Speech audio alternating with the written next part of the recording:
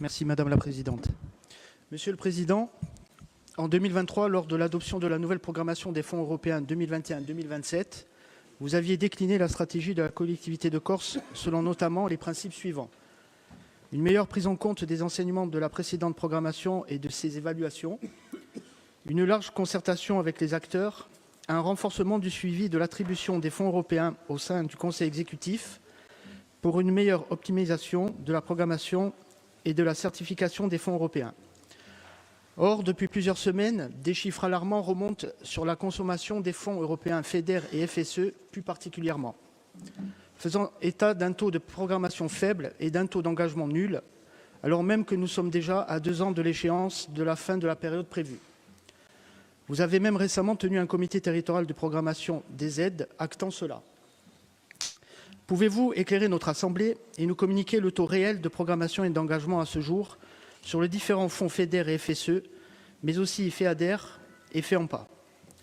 Pouvez-vous nous indiquer la stratégie que compte mener le Conseil exécutif sur le sujet et nous préciser qui sera le Conseil exécutif en charge des affaires européennes? L'absence de cette délégation importante dans la répartition des délégations à votre nouveau Conseil exécutif n'a pas manqué de nous interpeller. Pouvez-vous nous dire quelles sont les opérations importantes par axe du FEDER qui ont déjà fait l'objet à minima d'une programmation? Pourriez-vous modifier la composition du comité territorial de programmation des aides pour qu'en toute transparence, les différents groupes de l'opposition y siègent et que les porteurs de projets puissent y présenter leurs dossiers, comme cela a été le cas auparavant lors des Corepa? Je vous remercie. A ringraziarmi, allora l'esecutivo vada a rispondere di Gilles Giovanangeli, o presidente di LADEC, chi la dava. A ringraziarvi, Madame la Présidente. Messieurs les conseillers, vous nous questionnez et vous nous faites part de vos inquiétudes quant à la programmation et à la consommation des fonds FEDER et FSE pour la période 2021-2027. Votre inquiétude, elle est légitime, hein, compte tenu, et vous l'avez rappelé, du taux de programmation aujourd'hui qui est faible, de l'ordre, Paul le rappelait, de 8% pour cette période. C'est pour ça que je vous remercie pour cette question, parce qu'elle va me permettre, je pense, d'apporter des réponses, et en tout cas, je l'espère, d'essayer d'éteindre vos inquiétudes, ou pour le moins, de les diminuer. Alors, ma réponse elle sera articulée en 4 points. Le premier point, et vous l'avez signalé, Monsieur Volimatch, c'est l'enveloppe de crédit FEDER FSE pour la période, 117 millions. Sauf que quand on parle de période 2021-2027, dans la réalité, cette période, elle court jusqu'au 31 décembre 2029. Nous pouvons engager, consommer, payer des opérations liées au FEDER jusqu'au 31 décembre 2029. Ce n'est pas neutre, ça change beaucoup de choses sur la prestation temporelle, puisque nous avons 5 ans, à date d'aujourd'hui, pour pouvoir consommer ces fonds. C'est un point, me semble-t-il, d'importance.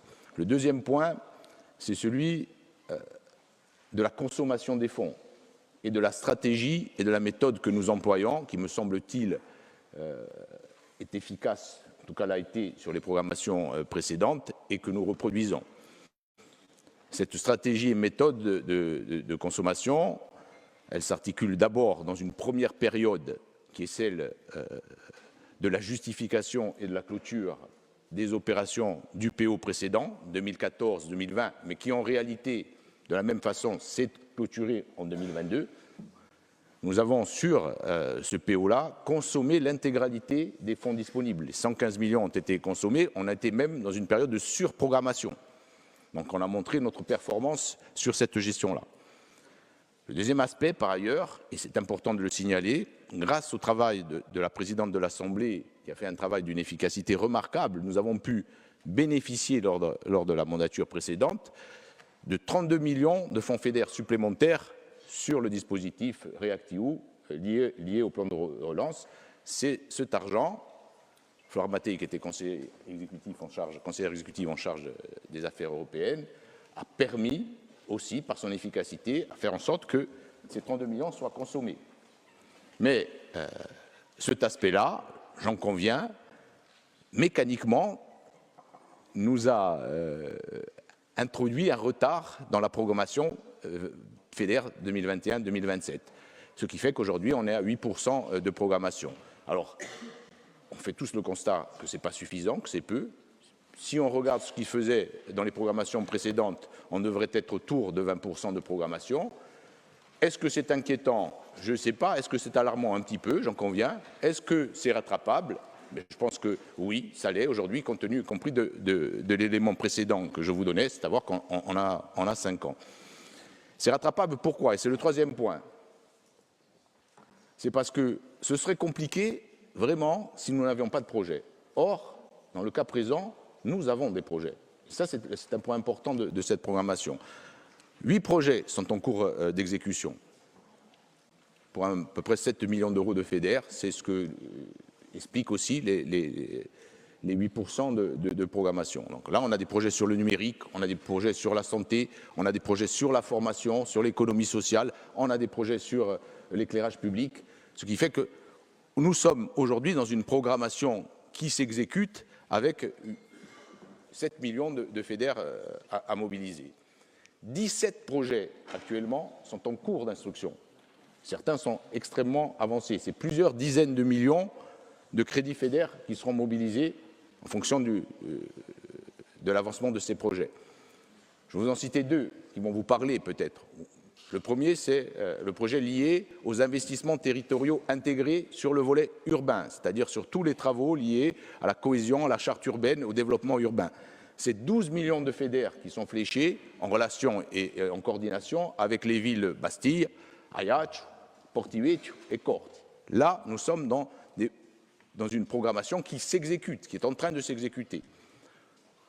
Autre opération de mobilisation de crédit en cours, la question des instruments financiers. Vous savez que pour mobiliser de l'aide aux entreprises, on fait appel à des crédits FEDER. La collectivité, via l'ADEC, va mobiliser après des intermédiaires financiers, qui utiliseront donc ces crédits pour les mettre à disposition sous forme de prêts d'honneur aux entreprises. Je déposerai un rapport pour la prochaine session. 18 millions de crédits FEDER seront mobilisés pour alimenter et abonder ces instruments financiers. Avec, en plus, un avantage, c'est que sur des 18 millions, 10 à 12 millions pourront être mobilisés sur la période 2025. Donc, des projets en cours d'exécution, des projets en cours d'instruction, et enfin, troisième étape, une revue de projet qui est en cours au sein des services de la collectivité de manière plus transverse au sein de l'ensemble des agences et offices, nous font remonter déjà plus de 90 millions de projets qui seraient éligibles et susceptibles de venir mobiliser les fonds FEDER. C'est le troisième temps, ce qui nous démontre bien qu'avec la temporalité jusqu'à fin 2029, nous avons les projets, nous avons les masses financières nécessaires pour normalement justifier une consommation de crédit adéquate qui doit nous éviter les procédures de dégagement. Quatrième point, nous arrivons à mi-parcours, nous allons avoir la possibilité de discuter avec la Commission sur la révision de la maquette. Et nous pensons que nous avons des choses à proposer pour faire évoluer notre maquette, d'abord en réponse aux besoins de la Corse et aussi, clairement, pour pouvoir nous aider à mobiliser encore mieux les fonds FEDER. Par exemple, quelques exemples. Je vous ai parlé tout à l'heure d'investissements territoriaux intégrés pour le volet urbain. Nous pourrions, et nous allons demander, qu'on puisse dupliquer ces investissements territoriaux intégrés sur un volet montagne, ce qui nous permettrait de rendre éligibles au crédit FEDER de grandes opérations structurantes liées au développement de la montagne. Je vous donne un exemple, la question du développement patrimonial et de la Strada Paolina, où on pourrait intégrer dans cette vision-là une demande FEDER pour la réhabilitation des couvents de Caccia, Morosalia et Auritz. C'est un exemple. Deuxième exemple, l'évolution de l'orientation spécifique liée aux énergies renouvelables, qui pourrait mieux intégrer la question de l'hydroélectricité. Parce qu'on sait qu'on a des projets qui arrivent et qui pourraient intégrer cette orientation-là. Troisième exemple, la question des espaces naturels et des travaux liés à la gestion des zones Natura 2000. là aussi, par une modification d'une orientation spécifique, on pourrait rendre éligibles tous ces travaux d'investissement sur des zones Natura 2000, et vous le savez, c'est de première importance pour nous, qui pourraient intégrer des financements FEDER.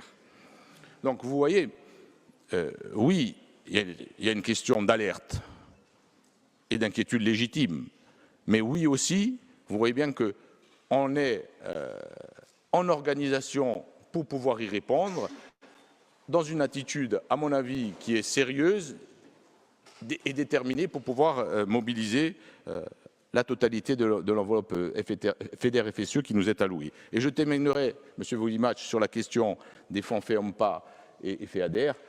Bon, je parle sous l'autorité du président de l'Office d'environnement et du président de l'ODARC. On est sur des niveaux, c'est vrai, d'engagement bien plus importants. Sur le FEOMPA, on consomme bien, comme nous avons l'habitude de le faire. On est à plus de 30% de programmation aujourd'hui. Et sur le FEADER, nous sommes aujourd'hui à peu près à 20% de programmation. Et vous savez que ce sont des crédits qui, généralement, sont très bien mobilisés et souvent même surprogrammés. J'espère que mes réponses vous ont rassuré. Arin Graziav.